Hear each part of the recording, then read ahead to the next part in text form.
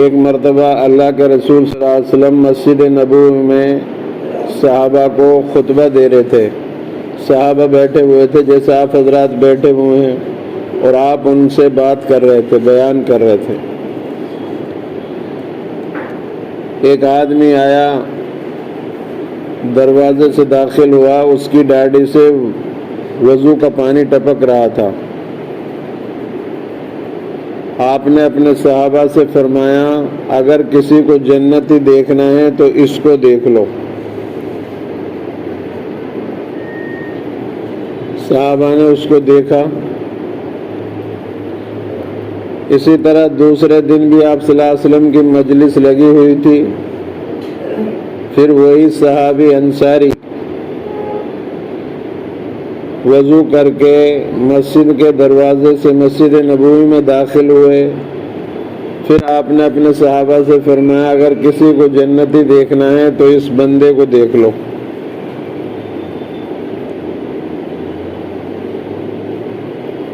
تیسرے دن بھی اللہ کے رسول صلی اللہ علیہ وسلم کی مجلس اسی طرح سے لگی ہوئی تھی. پھر آپ صلی اللہ علیہ وسلم نے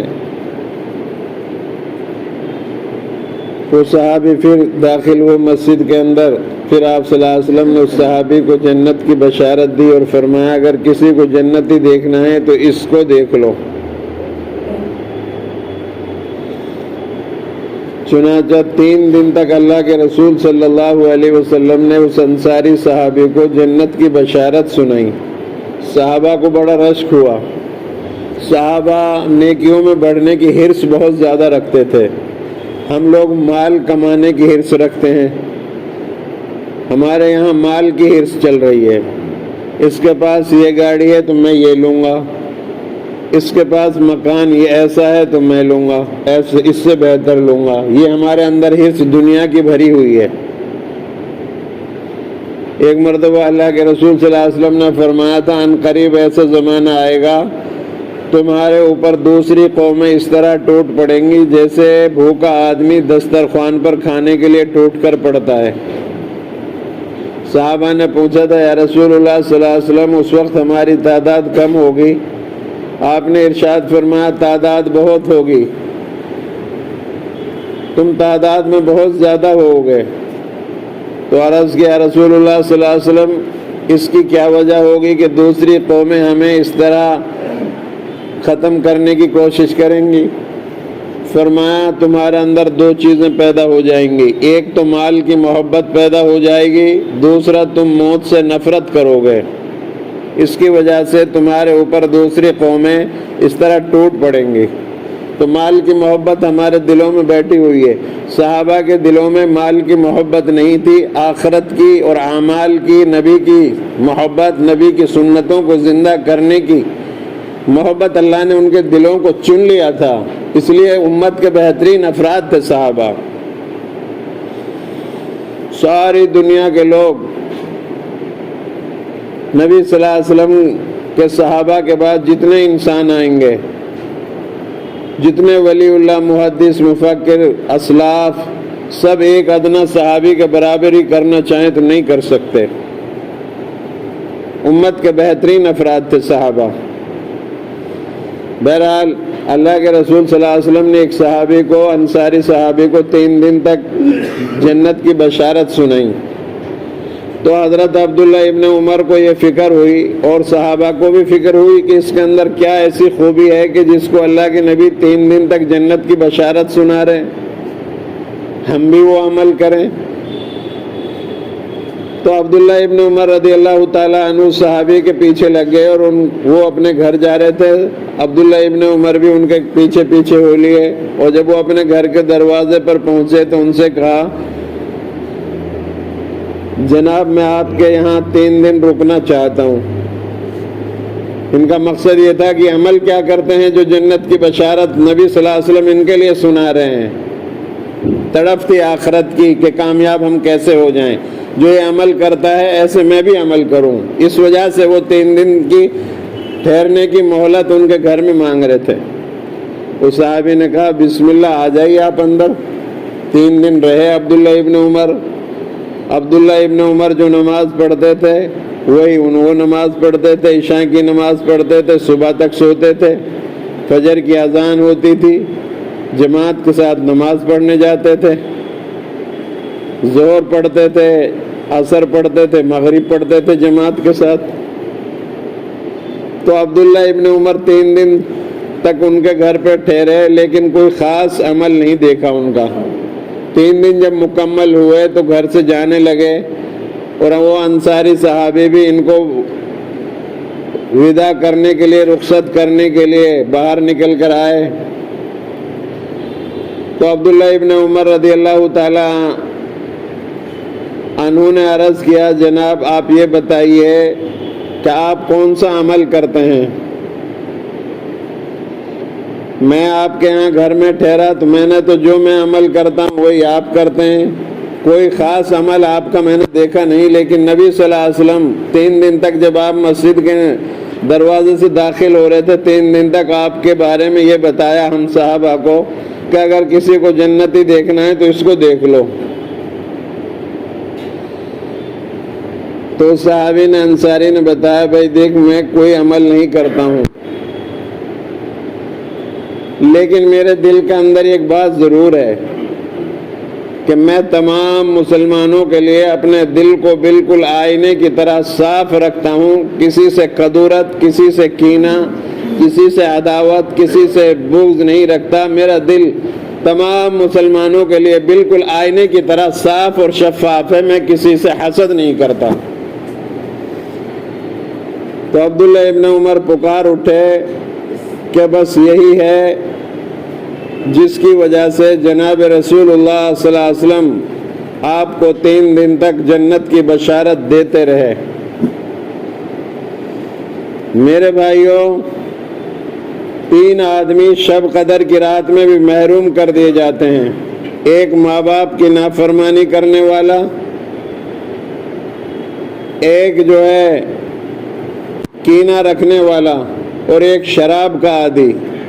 ان کی مغفرت اللہ تعالیٰ عام انسانوں کی جب مغفرت کرتا ہے، اس رات کے اندر بھی ایسے لوگوں کی اللہ مغفرت نہیں فرماتا۔ تو ہم جو ہے آپس کی لڑائیوں سے ہم بچنے کی کوشش کریں، نہ کسی سے حسد کریں، نہ بغض کریں۔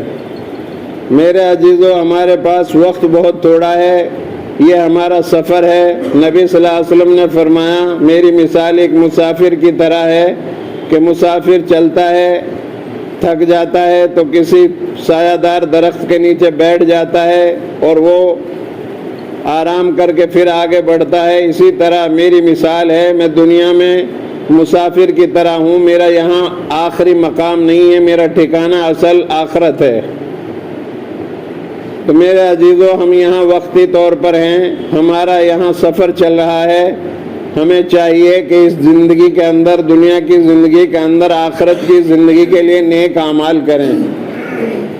میرے عزیزو، کسی کو کوئی پتہ نہیں ہمارا یہ سفر کب اور کس وقت ختم ہو جائے، اور ہمیں یہ دنیا اور یہ ٹھاٹ باٹ جو ہم نے بنا رکھے ہیں یہ چھوڑنے پڑیں۔ اور قبر کا کوئی ساتھی نہیں ہے، انسان کے عمل ساتھ جاتے ہیں، وہاں کوئی کسی کا ساتھ نہیں دیتا۔ اس لیے ہم جو ہیں اپنی آخرت کی تیاری کریں، انشاءاللہ کریں گے۔ اللہ ہم سب کو عمل کی توفیق عطا فرمائے۔ درود شریف پڑھ لیجئے۔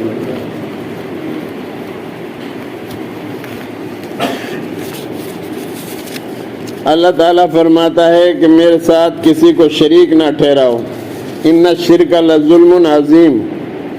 قرآن مجید میں اللہ تعالیٰ فرماتا ہے، میں اکیلا ہوں، میرے کوئی ماں باپ نہیں ہیں، نہ میرے کوئی بیوی اور بچے ہیں، اور نہ میں جنا گیا ہوں، نہ میں نے کسی کو جنا ہے۔ ساری کائنات، ساری مخلوقات، ساری دنیا میں نے اپنی حکمت اور قدرت سے پیدا کی ہے۔ یہودی عزیر علیہ السلام کو اللہ کا بیٹا بتاتے ہیں، عیسائی عیسیٰ علیہ السلام کو کہتے ہیں کہ اللہ کا بیٹا ہے۔ اللہ کے کوئی بیٹا نہیں، وہ سدا سے ہے، سدا رہے گا۔ ساری چیزیں فنا ہو جائیں گی، وہ باقی رہے گا۔ جب کوئی نہیں تھا تب وہ تھا، جب کوئی نہیں رہے گا وہ رہے گا۔ صرف ہم ایک اللہ کی عبادت کریں۔ ہم لوگ شرک میں بہت زیادہ مبتلا ہیں۔ اور ہمیں پتہ بھی نہیں ہے. قیامت کے روز لوگ جو ہے شرک کریں گے اور ان کو پتہ نہیں چلے گا. جیسے رات کی کالی اندھیری میں کالے پہاڑ پر کالی چیٹی چلتی ہے تو دکھائی نہیں دیتی، ایسے ہی ہم شرک کریں گے لیکن ہمیں پتہ نہیں چلے گا. نبی صلی اللہ علیہ وسلم نے فرمایا قیامت کے لوگ شراب پئیں گے، قیامت کے قریب لوگ شراب پئیں گے لیکن اس کا نام بدل لیں گے. لوگ سود کھائیں گے، اس کا نام بدل لیں گے. ہر آدمی بینک سے جڑا ہوا ہے. یہ جو کریڈٹ کارڈ ہے یہ یہودیوں نے جو چلایا، ایجاد کیا ہے، اس میں ہر آدمی سود میں مبتلا ہے. شراب کا نام بدلیں گے، سود کا نام بدلیں گے، ماں باپ کی نافرمانی ہوگی، جوا اور زنا عام ہو جائے گا، چوری ہوگی، ناپ تول میں کمی ہوگی، کوئی کسی کی عزت نہیں کرے گا. ہر آدمی اپنے آپ کو بڑا سمجھے گا، دوسروں کو حقیر سمجھے گا. حقیر ترین لوگ جو ہے اونچی اونچی بلڈنگیں بنائیں گے، اچھے لوگ جو ہے نیچے آ جائیں گے، ان کی کوئی ویلیو نہیں سمجھیں گے. تو یہ سب قیامت کی نشانی آ رہی ہے. بیٹا باپ کا نافرمان ہوگا، بیٹی ماں کی نافرمانی کرے گی، زنا عام ہو جائے گا، ننگا پن ہو جائے گا، عورتیں مردوں کی مشابہت کریں گی، مرد عورتوں کی مشابہت کریں گی. اللہ کے رسول صلی اللہ علیہ وسلم نے فرمایا قیامت کے قریب تمہارے گھروں سے زنا کی بدبو آئے گی، نکاح جو ہے مشکل ہو جائے گا، زنا عام ہو جائے گا. 1000 روپے میں 500 روپے میں عورت کی عزت چھینی جائے گی. 2000 5000 روپے دے کر عورت کو ننگا کر کے واشنگ مشین کو بیچنے کے لیے اس کا ایڈورٹائز کیا جا رہا ہے. جس عورت کو اسلام نے عزت دی، گھر کی چابی دی، مالکن بنایا کہ گھر کی ذمہ داری تیری ہے، باہر کی ذمہ داری تیرے شوہر کی ہے، وہ عورت جس سے فرشتے بھی حیا کرتے تھے، آج وہ مارکیٹ اور بازار کی زینت بن چکی ہے. عورت اپنے آپ کو عورت سمجھنے کے لیے تیار نہیں ہے، وہ مردوں کے مقابلے میں ان سے بھی آگے بڑھنے کی کوشش کر رہی ہے. مرد عورتوں کی شکل بنا رہے ہیں، عورتیں مردوں کی شکل بنا رہی ہیں. ایسوں پر اللہ کے رسول صلی اللہ علیہ وسلم نے لعنت فرمائی ہے، ایسے مرد اور عورتوں پر. تو میں یہ عرض کر رہا ہوں، اللہ دن کو لاتا ہے اور دن میں سے رات بناتا ہے اور رات کے اندر سے دن کو لاتا ہے، بادلوں سے پانی برساتا ہے، گرمی اور سردی کا موسم تبدیل کرتا ہے. جہنم 2 مرتبہ سانس لیتی ہے، گرمی میں جب ساری دنیا میں گرم ہوائیں چلنے لگتی ہے، ایک سردی میں جب ساری دنیا میں سردی ہو جاتی ہے. دونوں طرح کے عذاب اللہ نے اور ہر طرح کے عذاب اللہ نے جہنم کے اندر رکھے ہیں. گرمی سے لوؤں سے بچنے کی کوشش کریں. اللہ کے رسول صلی اللہ علیہ وسلم تربوز اور ہری کھجوریں گرمی کے موسم میں ملا کر استعمال فرمایا کرتے تھے اور گرم لوؤں سے بچنے کے لیے حکم دیا. سردی سے بچنے کے لیے اللہ کے رسول صلی اللہ علیہ وسلم نے ہمیں حکم دیا. ہر طرح کی تعلیمات اسلام کے اندر اللہ کے رسول صلی اللہ علیہ وسلم نے ہمارے لیے چھوڑی ہے، ہم عمل نہیں کر پا رہے ہیں. دوسری بات اللہ تعالیٰ نے قرآن میں فرمائی، اپنے ماں باپ کے ساتھ بہتر سلوک کرو. ماں کے قدموں کے نیچے جنت ہے، باپ جنت کا دروازہ ہے. ماں باپ راضی ہیں، اللہ راضی ہے. ماں باپ ناراض ہیں، اللہ بھی ناراض ہے. جن کے ماں باپ جن بچوں سے ناراض ہیں، نہ ان کی نماز قبول ہوتی ہے، نہ ان کے روزے قبول ہوتے ہیں، نہ ان کا صدقہ اور خیرات نہ حج قبول ہوتا ہے. کوئی چیز ان کی قبول نہیں ہوتی جب تک کہ وہ اپنے ماں باپ کو راضی نہ کر لیں. ماں 9 مہینہ بچے کو پیٹ میں رکھتی ہے، کتنی تکلیفیں اور مشقت برداشت کرتی ہیں، بیاہ شادی اور تقریبات میں نہیں جاتی، بہت ساری قربانی بچے کے لیے دیتی ہے، اور تنگ و تاریک کی جگہ کے اندر سے بچہ پیدا ہوتا ہے. ماں ہی سمجھ سکتی اور کوئی نہیں سمجھ سکتا. اس لیے ماں کا رتبہ اللہ تبارک و تعالیٰ نے بہت بڑا رکھا ہے. ماں باپوں کی نافرمانی کرنے سے ہم باز آ جائیں. اللہ تعالیٰ قرآن میں فرماتا ان کے سامنے اف لفظ بھی مت کہو، چپ چاپ کھڑے رہو. جس طرح بچپن میں تمہاری انہوں نے خدمت اور پرورش کی، اب ان کے بڑھاپے اور کمزوری کے زمانے میں تمہیں چاہیے تم ان کی خدمت کرو۔ اللہ کے رسول صلی اللہ علیہ وسلم نے ناکارہ عمر سے پناہ چاہیے۔ یہ جو ناکارہ عمر ہے بڑھاپے کی، اس میں اولاد بھی، بیوی بھی، سارے لوگ ساتھ چھوڑ دیتے ہیں۔ اللہ کے رسول صلی اللہ علیہ وسلم ایسی عمر سے پناہ مانگا کرتے تھے۔ جو لوگ اس کی قدر کرتے ہیں، اپنے ماں باپ کی ایسے موقعوں پر خدمت کرتے ہیں، وہ اپنی جنت کماتے ہیں اور اپنے لیے آخرت میں جنت تیار کرتے ہیں۔ اللہ کے رسول صلی اللہ علیہ وسلم نے فرمایا، جبرائیل نے فرمایا، ہلاک ہو وہ آدمی جس کے سامنے ان کے ماں باپ یا ان میں سے کوئی ایک بڑھاپے کو پہنچ جائے اور وہ ان کی خدمت کر کے اپنی مغفرت نہ کمائیں۔ جبرائیل نے یہ بد دعا کی اور نبی صلی اللہ علیہ وسلم نے اس پر آمین فرمائی۔ ایک مرتبہ اللہ کے رسول صلی اللہ علیہ وسلم ایسے ہی صحابہ کو بیان فرما رہے تھے، صحابہ ایسے بیٹھے ہوئے تھے جیسے آپ بیٹھے ہوئے ہیں، تو ایک عورت آئی تو آپ صلی اللہ علیہ وسلم نے اس کو دیکھا تو آپ کھڑے ہو گئے۔ صحابہ کرام تعجب کرنے لگے کہ ممبر سے اتر کر نبی صلی اللہ علیہ وسلم کھڑے ہو گئے اس عورت کے لیے، اور پھر آپ صلی اللہ علیہ وسلم نے اپنا رومال اتارا یا سر کا صوفہ اتارا اور اس عورت کے قدموں میں ڈال دیا۔ صحابہ کرام کو بڑا تعجب ہوا کہ مقدس خاتون کون ہے جس کے لیے نبی صلی اللہ علیہ وسلم نے اپنا رومال اتار کر اس کے قدموں میں ڈال دیا۔ پھر آپ نے بتایا یہ میری رضائی ماں، دودھ پلانے والی ماں حلیمہ سعدیہ ہے، اس نے بچپن میں میری خدمت کی تھی، دودھ پلایا تھا۔ اب آپ اندازہ لگاؤ دودھ پلانے والی ماں کا نبی کی نظر میں اتنا احترام ہے تو حقیقی ماں کا کتنا احترام ہوگا۔ تو اپنے ماں باپ کی خدمت کریں میرے بھائیوں، ان کے سامنے اف نہ کریں، ان کی آواز سے اپنی آواز کو اونچی نہ کریں اور ان سے آگے نہ چلیں، ان سے پہلے کرسی پر نہ بیٹھیں، پہلے ان کو بٹھائیں۔ ماں کی قربانی بہت زیادہ ہے، باپ کی قربانی بہت زیادہ ہے۔ بچہ بیمار ہوتا ہے تو ماں باپ پہلے بیمار ہو جاتے ہیں۔ دیکھو یہ سو رہے ہیں، ان کو اٹھا دو، درود شریف پڑھ لو۔ میں اسی لیے کہہ رہا تھا ایسے بیٹھے جیسے تشہد میں بیٹھتے ہیں، سونے والوں کو جگا دو۔ جمعے کے دن موقع ہوتا ہے انہیں سننے کا تو شیطان کہتا ہے کہ سو جاؤ، مت سنو امام صاحب کی بات۔ تو ماں باپ کے ساتھ نیک سلوک کریں گے انشاءاللہ۔ اللہ تعالیٰ اور فرماتا ہے کہ اپنی اولاد کو مفلسی کے ڈر سے قتل نہ کیا جائے۔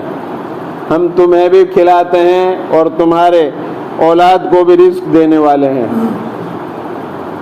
اب دنیا میں یہ چل رہا ہے کہ مسلمانوں کے ہاں زیادہ بچے ہیں، زیادہ بچے پیدا ہوتے ہیں،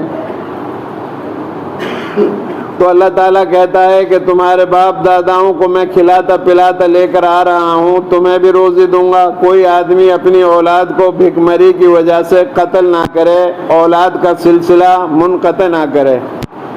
اولاد کا سلسلہ منقطع کرنا بھیانک، اس کے نتائج بھیانک سامنے آتے ہیں۔ یہ تو غیر مسلموں کا یقین ہے کہ بھئی ہم کہاں سے کھائیں گے، ان کے لیے مکان کہاں سے دیں گے۔ جب ہم اپنے بچپن میں دیکھتے تھے ہمارے باپ زمیندارہ اور ہمارے دادا زمیندار ہیں، ایک کیلے کے اندر یعنی 2 بیگھے زمین کے اندر 15-20 من گیہوں ہوتے تھے۔ پہلے، آج سے 40 سال پہلے کی بات بتا رہا ہوں، اور آج اسی 2 بیگھے زمین کے اندر 80 من گیہوں ہوتا ہے۔ ایک امرود چھوٹا سا آتا تھا پہلے 40 سال پہلے، آج اتنا بڑا امرود آ رہا ہے، اس میں 2 آدمی پیٹ بھر سکتے ہیں۔ جیسے جیسے آبادی بڑھتی جائے گی اللہ تبارک و تعالی رزق کو اور بڑھاتے چلے جائیں گے۔ تو اولاد کو بھیک مری کی وجہ سے اس کو کھلائیں گے کہاں سے، اور اس کو جو ہے مکان کہاں سے بنائیں گے۔ اگر اولاد اچھی ہے، نیک ہے، تو اس کے لیے کوئی فکر مت کرو، اللہ تعالیٰ اس کا حامی اور ناصر ہے، اللہ ان کی مدد کرے گا۔ اور اگر اولاد بیکار ہے، ہمارا کہنا نہیں مانتی، تو ایسی اولاد چاہے 50 بچے ہوں کیا فائدہ جب بات نہیں مانتی. ہم لوگ جو ہے اپنی اولاد کو بچپن میں جو ہے اس کی تربیت نہیں کرتے، جب وہ بڑے ہو جاتے ہیں پھر روتے پھرتے ہیں. ماں اپنے بچوں کی تربیت صحیح نہیں کرتی اس لیے نافرمانی کرتے ہیں بچے. باپ بچوں کی تربیت صحیح نہیں کرتے اس لیے بچے بڑے ہو کر ماں باپ کی نافرمانی ناقدری کرتے ہیں. صحابہ اپنے بچوں کو قرآن سکھاتے تھے، ادب سکھاتے تھے. ہمارے نبی نے فرمایا تم اپنی اولاد کو ایک سلیقہ کی بات سکھا دو، تمہیں اللہ ایسا ثواب عطا فرمائے گا. ایک سلیقہ سکھانے پر اپنی اولاد کو ایسا ثواب دے گا جیسے 3.5 سیر اناج آپ نے اللہ کے راستے میں صدقہ کر دیا ہو. ایک نصیحت کرنا اپنی اولاد کو اتنا بڑا ثواب ہے. گھر میں آپ خود بھی سلیقے سے رہیں، سلام کر کے داخل ہوں، سلام کر کے گھر سے باہر نکلیں، دعاؤں کا اہتمام کریں. بیوی کو بات بات پر نہ ڈانٹیں. اللہ کے نبی صلی اللہ علیہ وسلم کبھی گھر کے اندر تقریر نہیں کرتے تھے لمبی لمبی. حضرت عائشہ فرماتی ہیں رضی اللہ تعالی عنہا کہ کبھی زندگی میں آپ صلی اللہ علیہ وسلم نے کسی خاتون کو گھر کے اندر ڈانٹا ہی نہیں. حضرت انس فرماتے ہیں میں 10 سال نبی صلی اللہ علیہ وسلم کی خدمت میں رہا، کبھی آپ نے مجھ سے یہ نہیں فرمایا انس تم نے یہ کام ایسا کیوں کیا، ایسا کیوں نہیں کیا. 10 سال کا عرصہ کتنا لمبا ہوتا ہے. یہ ہیں ہمارے نبی کے اخلاق. آج ہمارے اخلاق کا دیوالا نکل گیا ہے. ہر برائی ہمارے اندر آ چکی ہے، ہر برائی اور ہر بھلائی سے ہم دور چلے جا رہے ہیں، دور چلے جا رہے ہیں. کوئی بھلائی ہمارے اندر نہیں. ہمارے محلوں میں جا کر دیکھو صفائی کا نام و نشان نہیں. انفیکشن ہمارے یہاں زیادہ ہے، بیماری ہمارے یہاں زیادہ.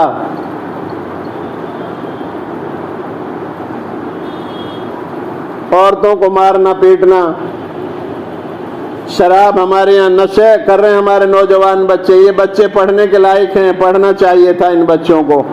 یہ نشے میں لت پت ہو رہے ہیں، جرائم میں آگے بڑھتے جا رہے ہیں.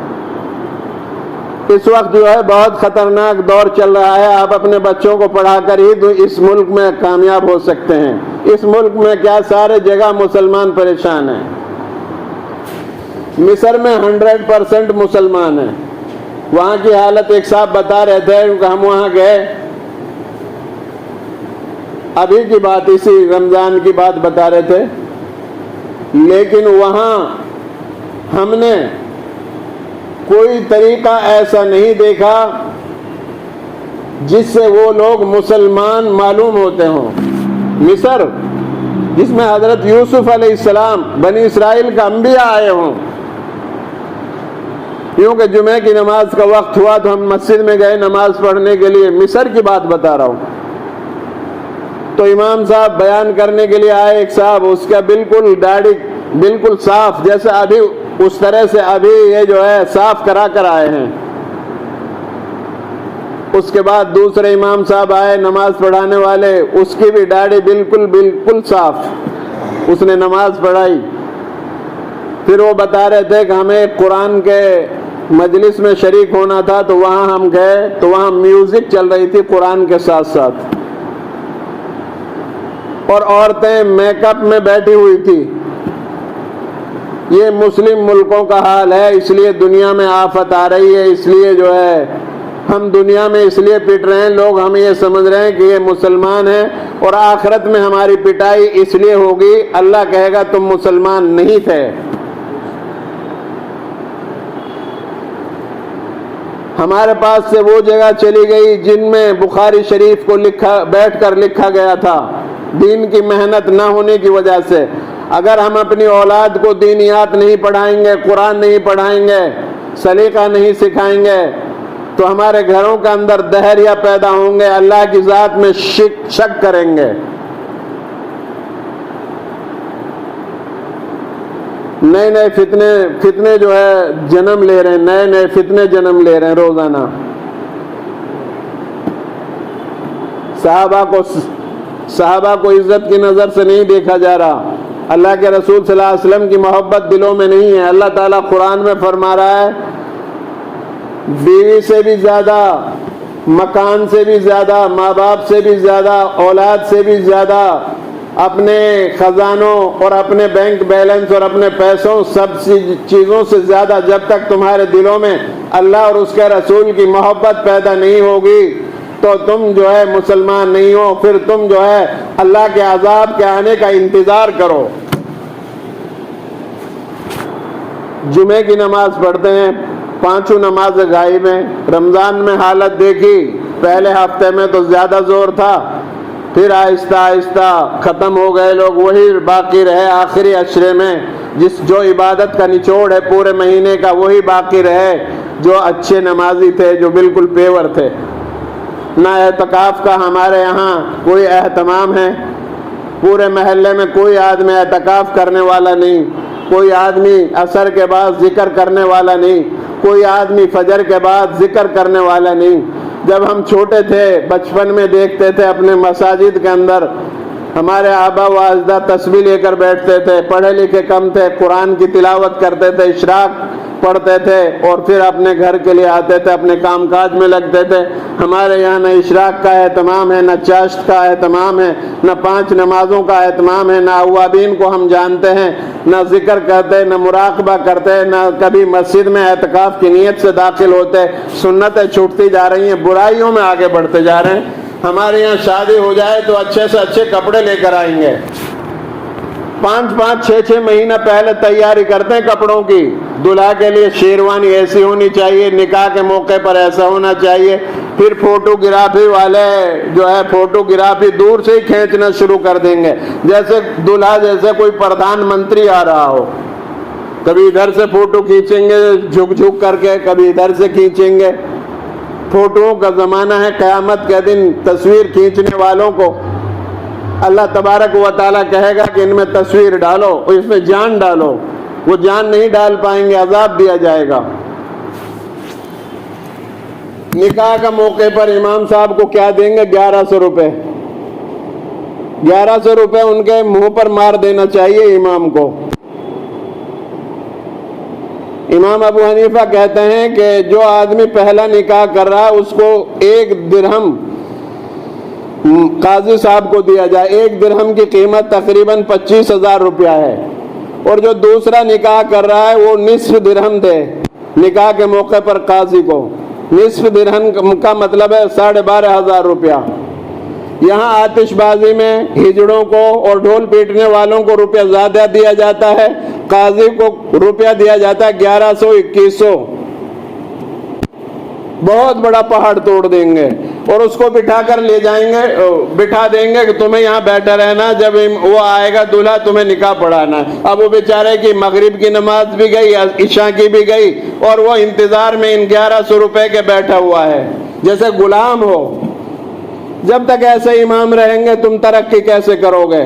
خوددار امام رکھو، خوددار جو تمہاری خامیوں کے اوپر روزانہ نظر رکھیں، تمہارے لیے بتائیں کہ ایسا مت کرو، حرام حلال کے بارے میں تمہیں بتائیں. یہ تمہارا دوست ہے، تم ان سے چڑھتے ہو. بات زیادہ لمبی ہو رہی ہے، میں اپنی بات کو ختم کر رہا ہوں. حالات بہت پرخطر ہیں. اپنے بچوں کو تعلیم دو. جو قوم علم میں فقیر ہوتی ہے وہ کبھی دنیا میں سر اٹھا کر نہیں جیا کرتی. 5 نمازوں کی پابندی کرو. اپنے بچوں کو شراب سے، جوا سے، زنا سے اپنی آنکھوں کو دور رکھو. معاشرے کو پاکیزہ بناؤ. بچیوں کو بتاؤ ننگے سر یہودی اور عیسائیوں کا لباس ترک کریں. ماں باپ اپنے بچوں کی تربیت کریں اور اپنے اسکول اچھے ہوں ہمارے پاس جو CBSE سے ملحق ہوں. اب امتحان کا زمانہ ہے، چھٹی کا زمانہ ہے. ہمارے مدرسے میں فری تعلیم دی جاتی ہے. 50 بچوں کو ہم فری تعلیم دیتے ہیں جو پورنیہ، کٹیہار اور راجستھان کے طلبہ ہمارے پاس ہیں. ہم ان کو بھی تعلیم دیتے ہیں. کھانا ان کا دیا جاتا ہے 3 وقت کا، صبح کا ناشتہ، دوپہر کا کھانا، شام کا. آپ حضرات اپنے بچوں کو ہمارے یہاں مغرب سے عشاء تک بھیجیے. ہمارے مدرس جو تجربہ کار ہیں وہ تعلیم دیتے ہیں، جو مجود قاری ہیں. اور جو لوگ مغرب میں نہیں آ سکتے وہ جو ہے 9 بجے سے 10 بجے 11 بجے تک اپنے بچوں کو مسجد میں بھیجیے اور اپنے بچوں کو قرآن سے آراستہ کریں. 12:30 بجے سے 1 بجے تک تجوید کی کلاس لگتی ہے. بچوں کے جو چھوٹے بچے ہیں ان کو دعائیں یاد کرائی جاتی ہیں, باقاعدہ بچوں کو نکھارا جاتا ہے, بولنے کی مشق کرائی جاتی ہے تاکہ آگے چل کر قوم کے سامنے اپنی بات کو, اللہ کے دین کی بات کو لوگوں کے سامنے رکھ سکیں. آپ حضرات جو ہے اپنے بچوں کو چھٹیوں میں فائدہ اٹھائیں اور قرآن پڑھوائیں. جو بڑے لوگ ہیں, بڑے بالغ ہیں, وہ بھی قرآن پڑھ سکتے ہیں. ہمارے مدرسے کے دروازے ان کے لیے بھی کھلے ہوئے ہیں. جب بھی جس کے پاس 10 منٹ کا 15 منٹ کا وقت ہو, شرمائیں نہیں, قرآن پڑھیں. یہی وہ واحد قرآن ہے جس کے ذریعے سے اللہ تمہیں حکومت اور عزت عطا فرمائے گا. سکون اور راحت اللہ نے اس کتاب کے اندر رکھی ہے. مسلمانوں, یہ قرآن باقی رہے گا جب کوئی باقی نہیں رہے گا. اللہ باقی رہے گا, اللہ کا یہ کلام باقی رہے گا. اور اللہ کی رسی کو مضبوط پکڑ لو, ایک ہو جاؤ, منتشر نہ ہو. منتشر ہو تو پھر ہم جو ہیں روتے رہیں, پیٹتے رہیں, ہماری کوئی حیثیت نہیں. متحد ہیں تو دنیا کا نظام کو ہم بدل سکتے ہیں. آج ہم منتشر ہیں, متحد نہیں ہیں. جو جماعت ہمارے خلاف روزانہ آواز لگا رہی ہے, ہم اسی کا ساتھ دے رہے ہیں. ہمارے لوگ ہمارے درمیان انہی کے ایجنٹ بنے ہوئے ہیں. ہمیں چاہیے کہ ہم جو ہیں اللہ کے دین کی محنت کریں اور اچھے انسان بنیں, اپنی اولاد کو اچھی تعلیم دیں. دعا ہے اللہ رب العالمین مجھے اور آپ سب کو عمل کرنے کی توفیق عطا فرمائیں. وآخر دعوانا الحمدللہ رب العالمین.